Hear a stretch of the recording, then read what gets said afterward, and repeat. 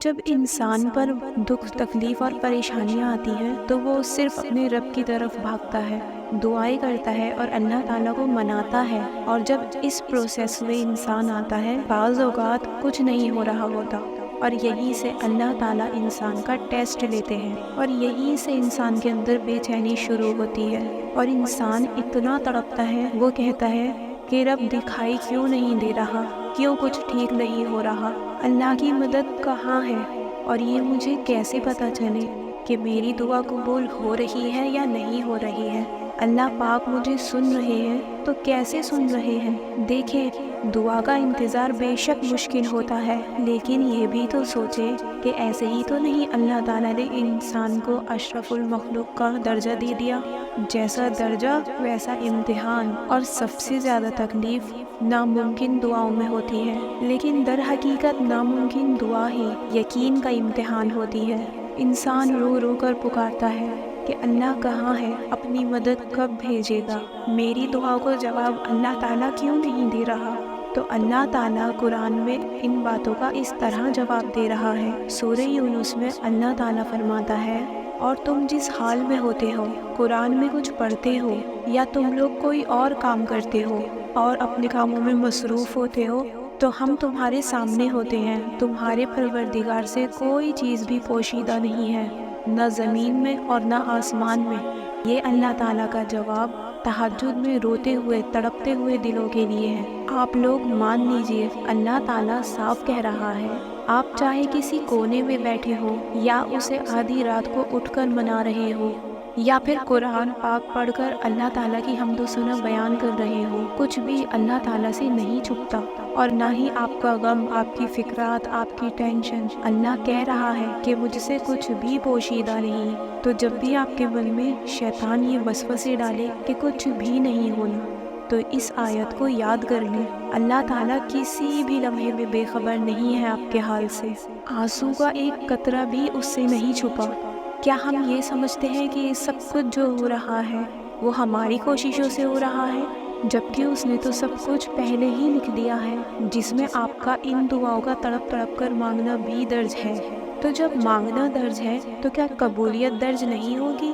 بس بات یہ ہے کہ ابھی وقت آزمائش ہے، اور اس میں تو سب کچھ ناممکن ہی لگتا ہے۔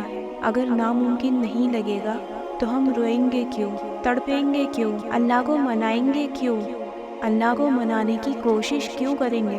یہ سب کچھ درج ہے، وہ آپ کو گزروا رہا ہے تاکہ آپ کو بہتر انعام سے نواز دے، یوں تڑپتا چھوڑنے کے لیے نہیں۔ اللہ تعالیٰ سورہ ابراہیم میں فرماتے ہیں، کیا تم نے نہیں دیکھا کہ خدا نے آسمانوں اور زمینوں کو تقدیر سے پیدا کیا ہے؟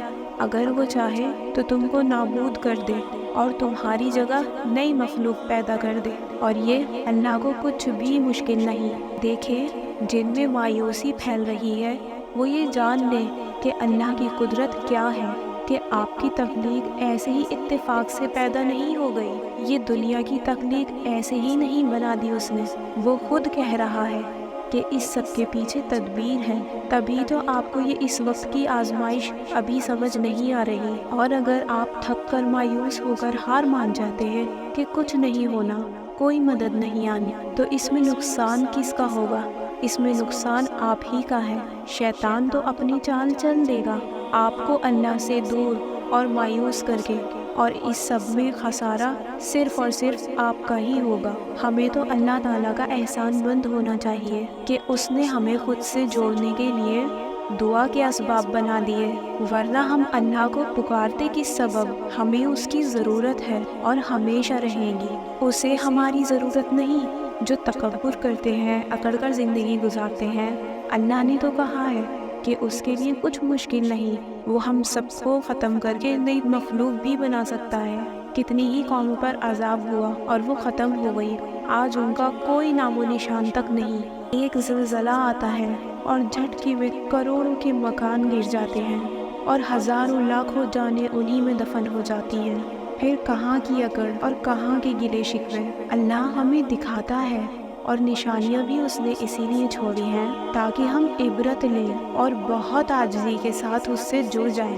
اللہ کی دوستی میں فائدہ ہے، بے شک امتحان تو ہے، لیکن انعام بھی تو وہی دیتا ہے، آسانیاں بھی تو وہی پیدا کرتا ہے۔ اور ان تمام حقیقتوں کو جاننے کے باوجود ہم اللہ سے بدگمان ہو جائیں، مایوس ہو جائیں، تو پھر اس سے بڑی دکھ کی کوئی اور بات ہے نہیں۔ زندگی کی اس بے بسی سے یہ سمجھ لینا چاہیے کہ اللہ کوئی ظلم نہیں کر رہا آپ پر، وہ تو بس سمجھا رہا ہے کہ کچے سہاروں کے پیچھے مت بھاگو، میری طرف آؤ، سب کچھ میری قدرت میں ہے، میرے اختیار میں ہے، تم بس مجھے راضی کرو، میں سب آسان کر دوں گا۔ اللہ تعالیٰ تو بہت محبت سے اپنے بندوں کی پکار سنتا ہے، وہ یہ نہیں دیکھتا کہ پکارنے والا کتنا نیک ہے، وہ تو بس چند آنسوؤں اور بندے کی بے بسی سے اتنا نواز دیتا ہے جتنا اس بندے نے گمان بھی نہیں کیا ہوتا۔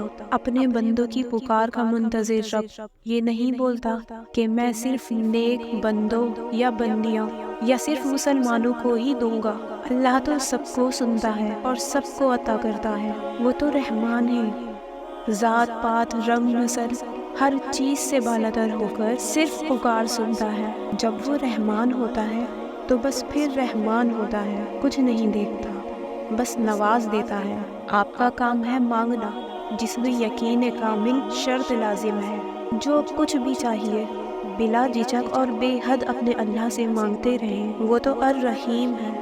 یہ جو ہم بار بار امتحان سے گزرتے ہیں تو وہ ہمیں سمجھا رہا ہے کہ تم اپنی ہر چیز کی سوچ مجھ سے جوڑ لو۔ جب کسی انسان کی کسی انسان سے کوئی دوستی ہو جائے یا کوئی بھی کام نکل جائے، تب انسان سوچتا ہے کہ اچھا ہوا اس سے میں نے دوستی لگائی، میرے یہ کام آیا، میرا یہ کام اس فلاں انسان نے کرا دیا، مجھے یہ مل گیا، مجھے وہ مل گیا، تو یہ انسان کا دھیان چلا گیا مخلوق کی طرف۔ پھر اللہ اسے ایسی مشکل میں ڈالتا ہے جب انسان کو کوئی مدد کرنے والا نہیں ہوتا، ہر طرف پکارنے پر بھی کوئی آپ کی مدد کرنے کو تیار نہیں ہوتا، تو بار بار امتحانوں کا آنا، پھر چاہے وہ کیسے بھی ہو، تو اللہ آپ کو یہ سمجھا رہا ہے کہ تمہیں صرف میری طرف دیکھنا ہے اور یہ مان رکھنا ہے جو دیتا ہوں میں دیتا ہوں، جو کرتا ہوں میں کرتا ہوں۔ اور جس دن آپ کی یہ سوچ بن گئی تو آپ دیکھیں گے کہ آپ کا مشکل وقت خود بخود ٹلنے لگے گا، آپ کے وجود کے اندر سکون آنے لگے گا کہ ہاں جو میرا رب کر رہا ہے وہ میرے لیے بہت بہترین اور اعلیٰ ہے۔ اللہ سے دعا ہے کہ وہ ہم سب کو آزمائشوں میں ثابت قدم رکھے اور ہم سب کی مشکلوں کو آسان کر دے، آمین۔ ہمیں بھی دعا میں یاد رکھیں۔